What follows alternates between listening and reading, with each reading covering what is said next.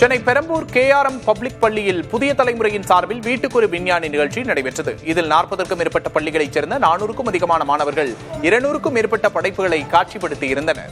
அண்ணா பல்கலைக்கழக பேராசிரியர் மற்றும் இயக்குநரான விஞ்ஞானி செந்தில்குமார் மாணவர்களின் அறிவியல் படைப்புகளை பார்வையிட்டு அவர்களோடு கலந்துரையாடினார்.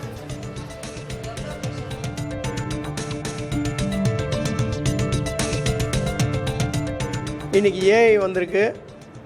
அது எத்தனை தொழில்நுட்பத்தை டெஸ்ட்ராய் பண்ண போகுதுன்னு தெரியல.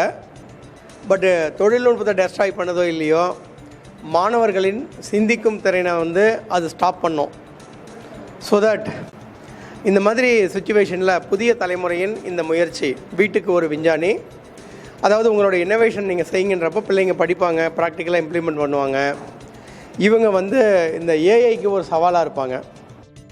பள்ளி பிள்ளைகளை அவங்களுக்கு ஒரு அறிவியலில் தூண்டி விட்டு செஞ்சுருக்கிற ப்ராஜெக்ட்லாம் பார்த்தா இவ்வளோ அளவுக்கு இப்போ பிள்ளைங்க திங்க் பண்ணுவாங்களான்றது எங்களால் புரிஞ்சிக்க முடியல.